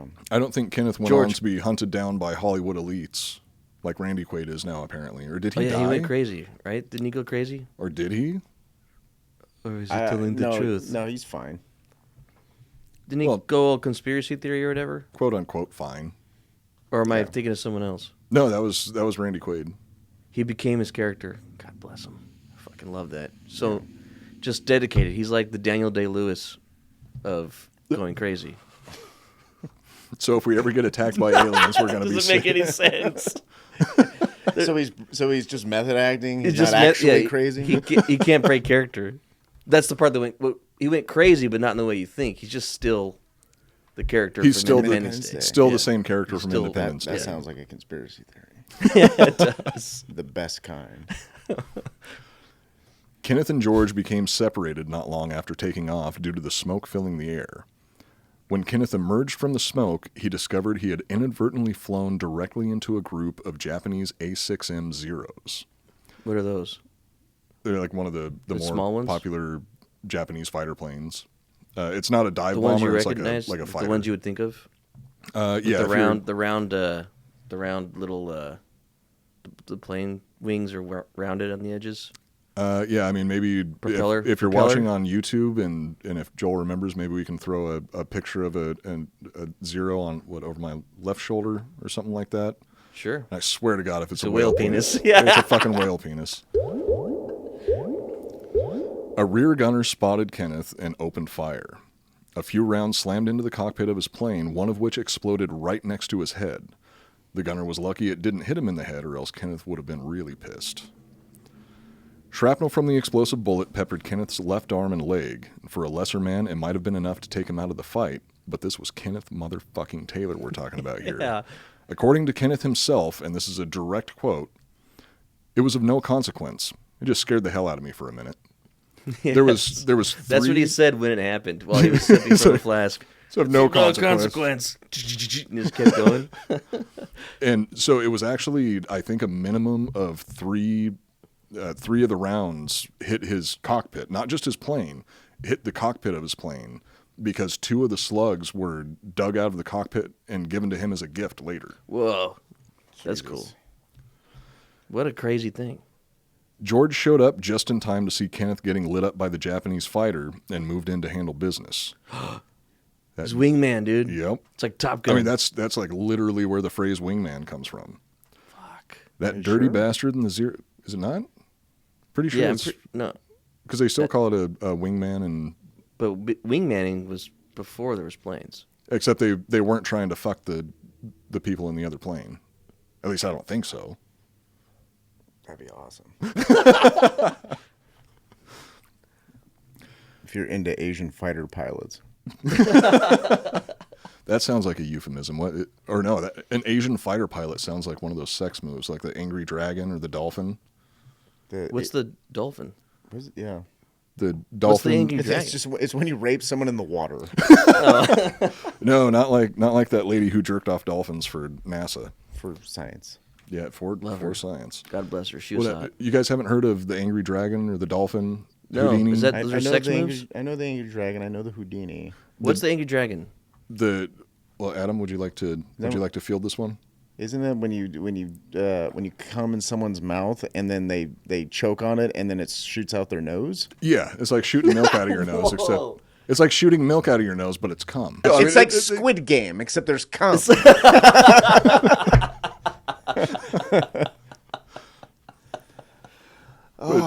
Okay, and then what's the dolphin? Okay, so the dolphin. This is not something that I've tried before. The dolphin is when you're From your perspective. from my perspective. Well, it would be from my perspective. So the dolphin is when you're having sex doggy style, and you pull out and go to put it in the girl's butt, and she turns around and goes, Holy shit. There's a whole bunch more of those, but I always forget them because I'm not. It could be a I'm guy not or a 16 girl. Years old. Yeah. Oh yeah, it could be a guy. Well, no, if it's a guy, then it's already in there. Oh. True. Fuck. It's efficient. It saves some What was time. it? There's like the strawberry shortcake. I haven't heard the strawberry When you shortcake jerk off on before. someone's face and then you punch them in the nose. Oh. Wait, there was a. Shit, there's more. Wait, I'm surprised I don't know any of these. That's Really? weird. I always thought that was weird. Like, where did that start? Like weird Coming up with names for. I only Yeah. know like the for like Dirty weird Sanchez. like techniques. It's weird to me. Eiffel Tower, Dirty the- Sanchez, Plumpkin. What's an Eiffel Tower? That's just threesome, right? And you. Well, it's a devil's you- threesome. It's also known as the you high Chinese five? finger trap, except while you're doing the Chinese finger trap, you high five, and it makes the shape of the Eiffel Tower. Without high fiving, it's actually called the wobbly H. Yeah, wobbly H. I know that one. And well, I mean, those are more like common. I think the Wobbly 8. So you're just standing there with your hand in there? Well, you're both kind of, sometimes you're off rhythm when you're slamming, so the H is kind of going like this. yeah. Oh, the I good thought old- their the good old- arms would be in the air but not touching. Like they were saluting Hitler, No, whoever's in the but middle didn't want to is get in the- each other's way.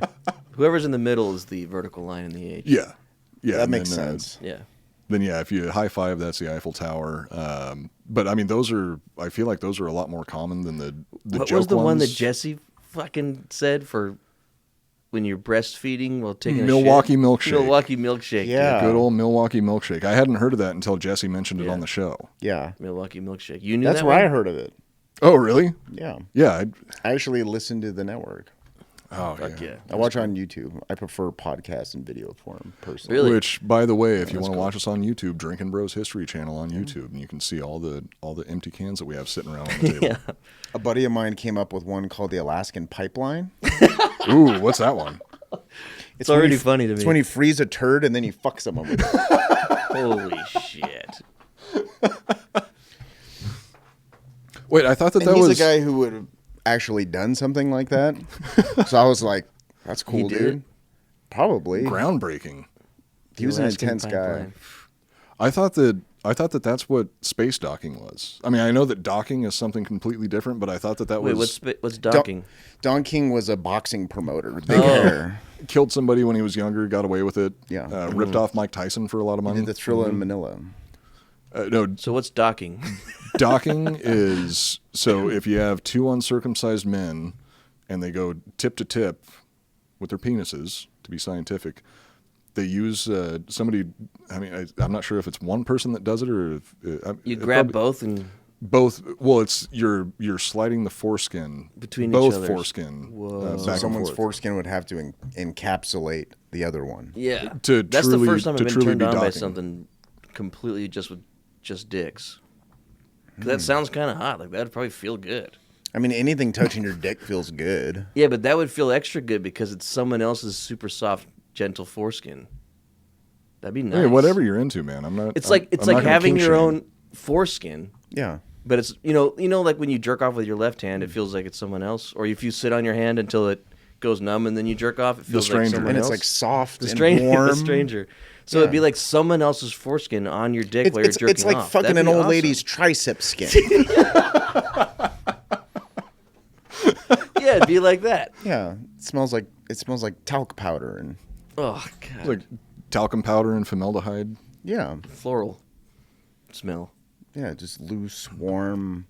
Skin. and just a little dash of rotting teeth or dirty dentures. I mean, that's what really gets me going. Yeah, the smell of the cup with the peroxide or whatever you put the dentures in is Oh, is yeah, in the room. Oh yeah, I have my when my stepdad passed away, he had I'm curious to false see where teeth. this is going. Yeah, he had false teeth and a glass eye, and we had him cremated. And the guy was like, after he cremated him, he's like, "Here's your dad," and it was like in a fucking Motel 6 ice bucket. Because he was like, "Don't buy an urn, just Put it in a. just keep it in whatever they give." It's usually a cardboard box with like in a plastic bag. yeah, That was what my mom was in. yeah. This was like an ice bucket from a motel. Did And it have, it was fucking heavy. I was did like, it have the Jesus logo Christ. on the front of it too? Yeah. It said, "We'll leave the light on for you." It said Motel 6 was like X'd out. They gave us the ashes, and then they gave us like a sandwich bag with his teeth and his eye in it. Fuck. And we were like, "Why didn't you just cremate this?" They're like, "It's toxic. Like you can't burn dentures.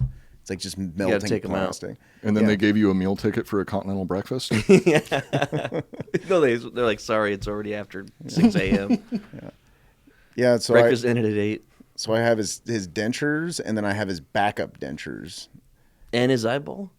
I had his eyeball for a little bit, and then my mom wanted it back, Oh, which, it was really nice eyeball. Like, eyeballs are expensive to get made. Yeah. I My would- mom's right here. I would imagine That's the her good right ones there would on the be shelf there. She's with us right now. right next to Admiral Akbar. Yeah, it's cut off on my frame because I'm in a different frame than usual. But yeah, they So hang out together. They're dating right now. It was cool. I remember when he got his eye removed because he had something wrong with his eye.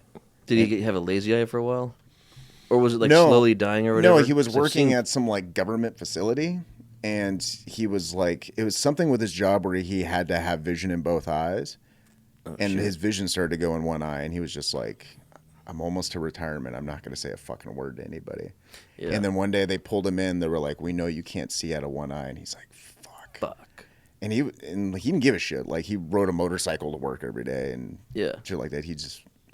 And then he's like, "Okay, well now what?" They're like, "You have to retire early," and he's like, "Fuck." Fuck. But he So- still got some of a pension, yeah. Yeah, and he could have got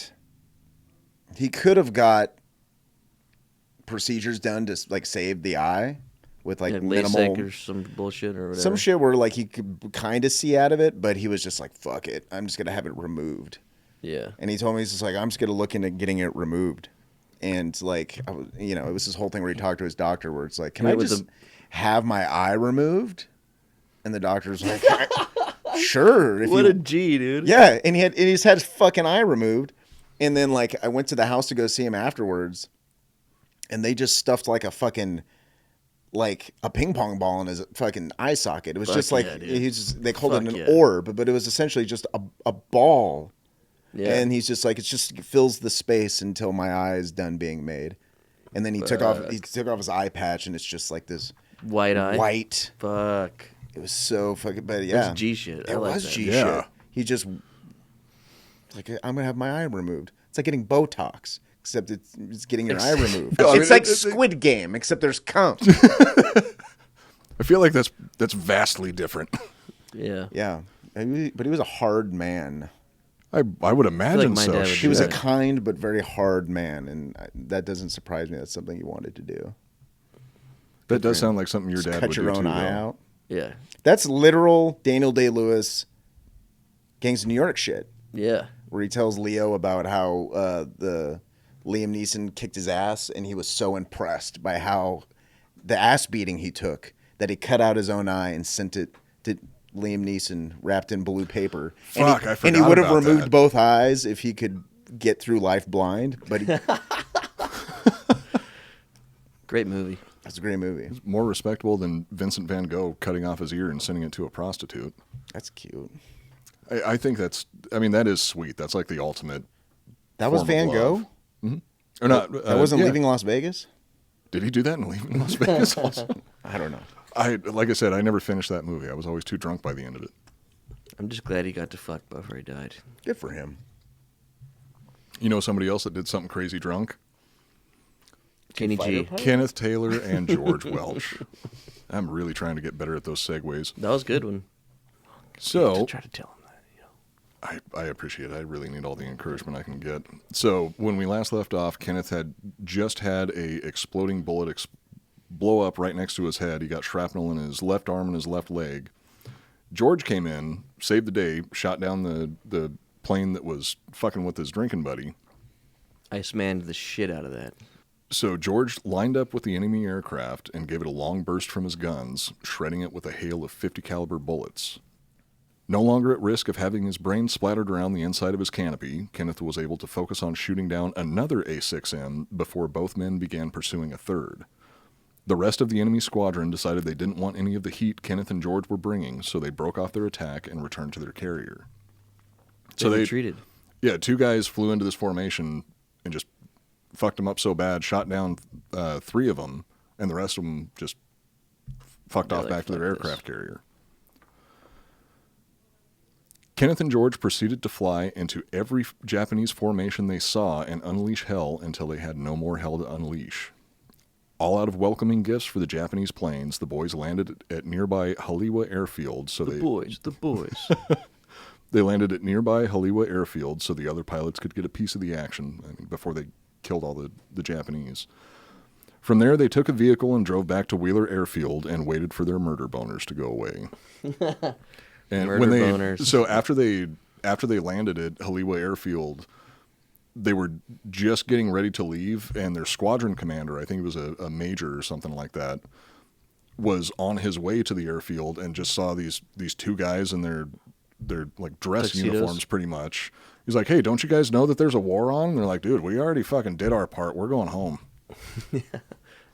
For their actions that day, Kenneth and George were nominated for the Medal of Honor, but instead of receiving the Medal of Honor, they received the Distinguished Service Cross. That's the second highest medal for valor that the Army handed out at that time. I think they still do, because they were in the Army Air Corps. The Air Force didn't come into play until. Why didn't they get the Medal of Honor? I'm not sure. I was trying to figure out why they didn't get the Medal of Honor. Did someone else do something cooler that day? There were some Medals of Honor handed out during Pearl Harbor.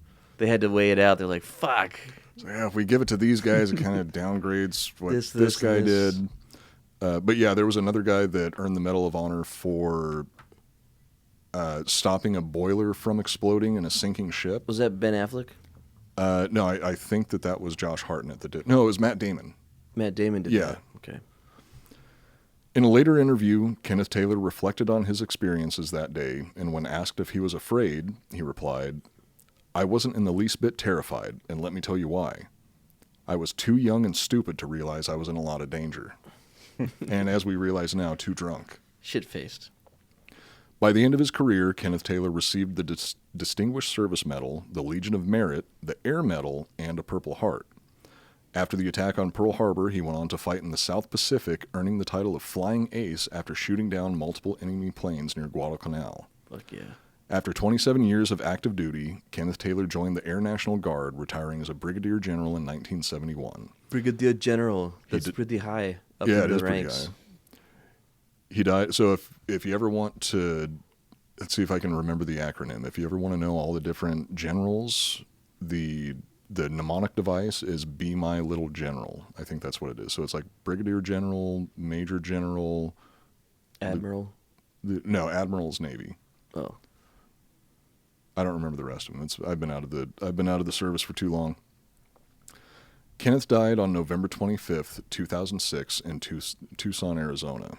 And I know what he died from, but I didn't mention what he died from because I knew that there was going to be some tasteless joke about it. It was a strangulated hernia. I'm not sure exactly what that is. I knew that you were going to. I didn't say anything. I heard a little giggle there. George Welch continued to kick ass throughout World War II, flying 348 combat missions and racking up 16 confirmed kills. He contracted malaria sometime in 1943, finally ending his combat career. In 1944, George began working as a test pilot flying jets for the U.S. Air Force. And according to some reports, he was the first person to break the sound barrier, but this is contested and officially credited to Chuck Yeager. He did set a record for breaking the sound barrier, but it was later. Because George later Someone else served. did it first.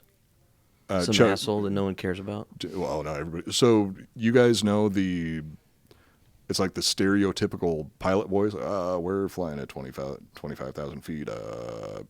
Yeah. They're all emulating Chuck Yeager. Oh, fuck. That's so he's a where- cool dude. Yeah, Chuck a cool Yeager guy. was a badass. We'll probably end up doing an episode on him at some point. George later served as an instructor in Korea during the Korean War, and now I thought this was really fucking awesome. He earned a reputation as a bit of a loose cannon due to his habit of shooting down enemy MiG-15s while supervising his students.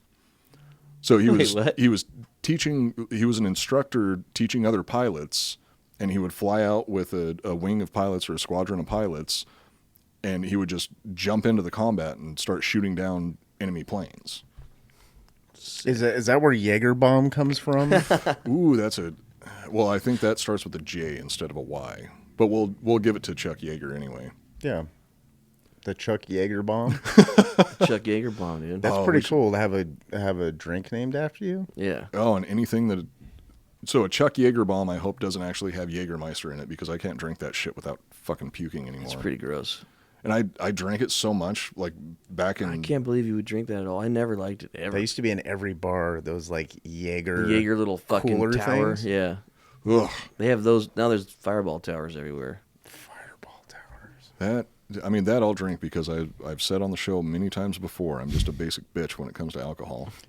Yeah, that's Fireball. Fireball's so gross. Dude. Like it's a I'll drink machine it. that dispenses Fireball. Yeah, it's got like a little fucking setup, and it's all cool looking, quote unquote, with lights on it, and then you could just pour out. That's like a vape pen, like if there was a flavor called Tide Pod. Just fucking pointless. Yeah, I like it because Coop will drink it and get fucking hammered with me, and then we. I'm turning him around on that.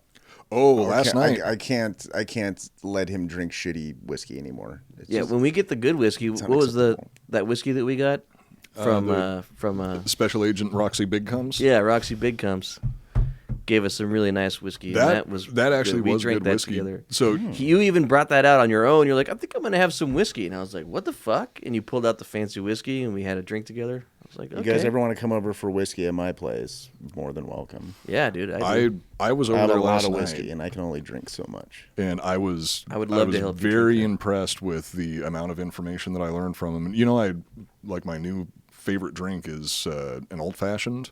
Yeah, Adam taught me how to make one from scratch, like the proper way, a real one. a real one, and it was the one that he made was the best old fashioned I ever tasted. The one that I made was still When good. they're good, but they're so fucking good. Yeah. And when they're not good, you're like, man, Yeah. motherfuckers. Well, that's what we were talking about last night. It's like for me, that's a nice entry level point to get into the world of drinking, because like it's actual a little masculine sweet, drinks. but it's not. Yeah, Yeah. When you it's still get the done flavor right. of the whiskey, and Yeah.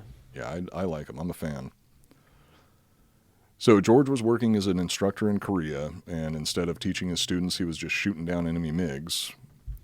So the MiG-15, I don't know how to actually pronounce the name of the fighter that goes after that. Mm-hmm. It's spelled Fagot. I'm assuming it's like Fagot, but there's another way to pronounce that we're not allowed to say on the show.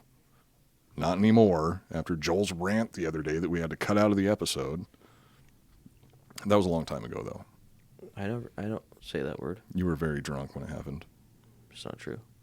After the Korean War, George returned to his job as a test pilot, becoming the first man to break the sound barrier in level flight. And Chuck Yeager was actually his chase pilot when that happened. So Chuck Yeager was the first one to officially break the sound barrier, but that was in a dive. And then George Welch was the first one to break it in level flight. Which is way cooler, in my opinion. I kind of think so, too. Wait, actually, maybe not. But break the sound barrier in Going a straight dive. towards the earth, that's Well, actually they would cooler. go up Fuck. to like 45,000 feet That, and then yeah, just go into a nosedive. If you're It going would like be this, fucking then you terrifying. just kind of keep going until you see that you've broke the sound barrier. Yeah, But in a dive, you have to It's gauge cooler it. from the dive. Fuck. Yeah, you have to gauge Chuck it Liddell. Okay, so before you that's- hit the ground. That's why. Oh, all right, I can So see why. and the altitude change damn it. is way more intense because there's Oh, for sure. because And- there is Ears are altitude popping and change. stuff. And imagine the You're like, while you're trying to break the sound barrier, you have to keep blowing your nose to pop your ears, you know?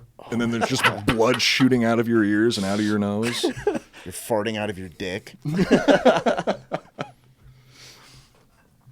I don't know what happens when you change altitude. I have no idea. Makes my ears hurt. Well, from what I learned from Total Recall, you kind of explode. Your eyes bulge out of your head when you go from... Well, no, that's going from low pressure to high pressure. They didn't change height in Total Recall. They just went outside. Yeah, which also, Mars doesn't have a thin enough atmosphere for that to happen. You would just suffocate. Yeah, he'd suffocate because... Well, then why did that happen? Because Cohagen wouldn't give the people... Come on, Cohagen. air. Give these people air. That's for you, Reuben. On October 12th, 1954... George Welch's F-100A Super Sabre disintegrated during a 7G pullout. Yeah. Oh, this is a touching moment, Joel. Let me finish. George Welch's F-100A Super Sabre disintegrated during a 7G pullout at Mach 1.55, 1.5 times the speed of sound, and crashed in Rosamond Lake in the Mojave Desert. George was still alive but critically injured when he was found and still in his ejection seat. He was evacuated by helicopter, but was pronounced dead on arrival at the hospital. He is currently buried in Arlington National Cemetery. So now, raise a glass in honor of the brave men and women who have given their lives for this country. Regardless of your views on the United States or the military, they made the ultimate sacrifice to protect their home and their fellow Americans.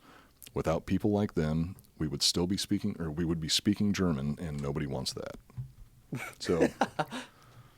Cheers. Cheers to George Welch, Kenny G, Kenneth Taylor, Kenny G if you're nasty, and to everybody else who's lost their lives in the line of duty. Mm-hmm. You know, Rod Serling was totally gangster like that. Like, he tested planes. The guy from the Twilight Zone? He used to, like, for money, because once he got out of the military, he really wanted to get into, like, writing, which... doesn't pay well, so he would just go test planes, and he would test ejection seats. Fuck yeah! And dude. there was an ejection seat that he tested that they told him like 2 other guys ever have tested this ejection seat, and they're both dead. And he's like, "How much do I get?" And it was something absurd. It was like, I think it was rather $500 or $2,000. Those were like the 2 biggest payouts I think he ever got for testing planes and ejection seats. But at the time, so what's I think the ejection seat, I think he made like $2,000. That'd be like getting $20,000, right? Like with inflation. Yeah, I mean that was probably like the 50s. So more like $10,000. So it was like, well, I was buy just a thinking, house with that. I was thinking like that. That's like the 1950s version of driving an Uber. It's like, oh, I need a little extra money on the side. I'm just going to test these ejection seats. Yeah, that'd be like if you're driving Uber and they were like, yeah, the last 2 drivers are dead. Do you still want to do this? Only 2 other people in history have driven for Uber. And they're dead. And they're dead. Well, if you need a little extra money on the side, I guess that works. Yeah. If you survive. If you survive. So I guess it's more like driving a New York taxi. You can make some good money, but there's a good chance that you're going to get stabbed or shot. Yeah. I always thought driving a London taxi would be cool. Because the training that they go into is really intense. Oh, they have to learn like every single, along with the combat training, because it's like the military. Every taxi driver is a rifleman first. The test for those cab drivers, they have to know like every single street in the city. Yeah. Don't they? It's like a super intense long test that they have to go through. They have to memorize an entire city in their mind. Fuck that. Oh, yeah. I mean, why do you need that? We have Google Maps now. What was it? They probably changed the rules now, right? Where the fuck was I don't know. I don't know. I went to some bar with my parents a long time ago, and it was in the middle of fucking nowhere. I want to say maybe it was like Paso Robles or something like that.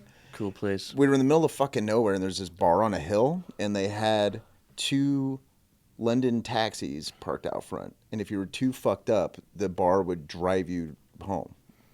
Oh, that's fucking That's cool. awesome. So like that gives people incentive to get fucked up so they can ride in the cool cab.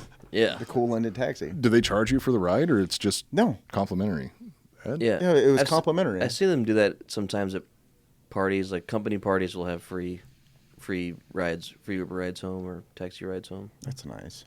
Yeah. I was at a bar the other night, and they had a complimentary bartender that would drag you out front if you got too drunk and passed out. Jesus Christ. Yeah, my lady went to some bar not too long ago where they were just giving away free tattoos. and Holy drinks shit. Fuck. and food. Were the tattoos good though? No. She got a shitty tattoo of a boot Yes. on her fucking ankle. Okay, fun. but that's That's the fun. type I'd of do shit that. that I would do. I only have one tattoo on my body that was planned, and the rest were the result of me getting drunk with the tattoo artist. That's cool. It was fun. I don't regret any of them, but I mean, I don't think I can let myself regret them, or else I'm going to start freaking out about having like. I forget A I video have game tattoos. sleeve? I just don't even. I don't know. After a while, yeah, I'm at the you don't age even now really where I think just about worry it. about moles that weren't there a year ago. Is this cancer? Yeah, I just covered in cancer. Why it's so hard to pee when you wake up in the middle of the night. Been there. I mean, I pee fine. I'm still peeing fine. Sometimes the Oh, yeah, drip me is too. long. If I hold it for too long and I go pee now, it'll be like a long drip at the end. I know what you mean. I've had that for actually most of my life. I didn't get it till like 30s. Yeah, it's just like a When the it's like a 30s hit. broken faucet, Yeah. and you're just like, I well, used that's to be what the able to underwear's pee for. over an 8-foot fence. Like I used to have the stream, like a powerful stream. I had a lot of pressure. Yeah, Could pee over a fence. Used to do it at parties. It's that's awesome. cool. Yeah, not anymore. I can't even like pee above my head if I try as hard as I can. Like, it just like makes like this little Like right in the mouth. 4 inch arc. What do you think changed? I got a bunch of fucking tubes stuck up my dick hole when I had a cancer scare. Oh, yeah, bladder true. cancer, Oh. and it destroyed my tube. So it like messed with the plumbing. Oh, big time. It's like when you change shower heads, and it's just not. It's not the same. just Dude, different. It sucked for like 6 months. Every time I started to pee, I'd pee out onto the floor. Just because my whole life I peed the same way, you get so used to it, you don't even think. And I would just start to pee, and normally my angle was like this, and after the surgery, it was like this. So every time Is there I'd like be- a rehab for that? No, and my surgeon lied to me. I'm like, dude, is my fucking pee gonna be the same? And he's like, oh yeah, it'll be just fine. It'll be exactly the same. And he fucking lied. It's not at all the same. That's malpractice. Yeah, he lied to me. Never trust a doctor. You can't trust most doctors. No. What was it? Can't trust anyone. Except Dr. Dre.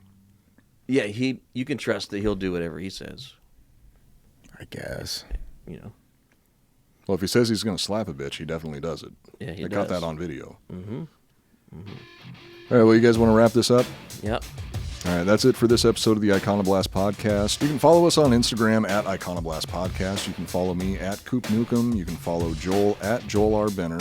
And we try to post silly little history memes and stupid shit like that. We also announce our Monday night premieres, Monday night at 9 p.m. Central Standard Time on the Drinkin' Bros History channel on YouTube. Yeah.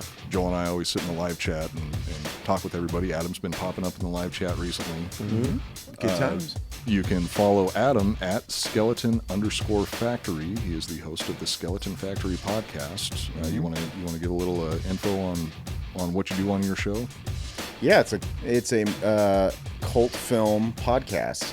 It's about movies that you're not watching that you should be watching, and it's a podcast that's rescuing your movie night one movie at a time. I like that. So that's it for this episode. No clue what the topic is going to be next week, so it'll be a surprise to all of us, which is interesting. It usually is, though. I kind of changed my mind at the last minute about topics, so... Yep. Well, you've been writing a couple because you were deciding between 2 different topics. And then I We're went with building a third, the research for both, and then we're like, went- fuck both of with these. the- I'm gonna went do with the this. third topic. About this episode? Yeah. Yeah. It was like, I'm rather going to do Pearl Harbor or the No, it was- history of It was of completely Punky 2 other Brewster's ones. tit job. Yeah. It was. What was it? It was Elvis. It's like, okay, I'm either going to be doing Gandhi or Elvis Presley. And then the day before then I went with recording, Pearl yeah, Harbor. fuck it, we're doing Pearl Harbor. Well, because I realized when this episode was going to be coming out, it was going to be the day before the 80th anniversary of Pearl Harbor. So just that's how you get that SEO, that search engine optimization. People are going to be looking for news about Search Pearl engine Harbor. optimization, yeah. So that's what keeps the podcast growing. Also, speaking of keeping the podcast growing, if you haven't told your friends about us yet, word of mouth is the best way to spread a podcast. And also Yes. leave reviews on the fucking iTunes Apple thing. Podcasts. Yeah. Leave a comment, give us 5 stars. Subscribe, Please rate, do it. review. I would like to figure out some way to give a special gift to the person who leaves a review that just says it's like Squid Game, but there's cum. It's like Squid Game, except there's cum. Oh yeah, I haven't looked yet. I checked. I've been checking because You have been? I'm waiting for somebody to leave that Yeah. review, and it hasn't Go on popped there. up The yet. first person to leave a 5-star and say if it's like Squid Game, but there's cum, I will send a video of myself sucking Coop's dick to you, personally. Wait, that's not something I agreed. It's okay. I'll force you. I know that's what I was going to say. And I'll use that photo as merch for the Skeleton Factory podcast. I'll do it. I've got money. Yeah, we just got to get this podcast off the ground. I'll do whatever it takes. I'll suck your dick. Well, that's. You can fuck my butt. Anything you want. Well, I already offered that to Scotty, the honorable dirtbag, and just waiting for him to get out to Austin so I can follow through with that because he has been consistently. He's our beer guy. Yeah, he's been paying Every for, fucking show. for all of our alcohol and drugs and Propecia medication. Fucking good man, dude. God He's bless a good you, man. Scotty. The most honorable of dirtbags. Yeah.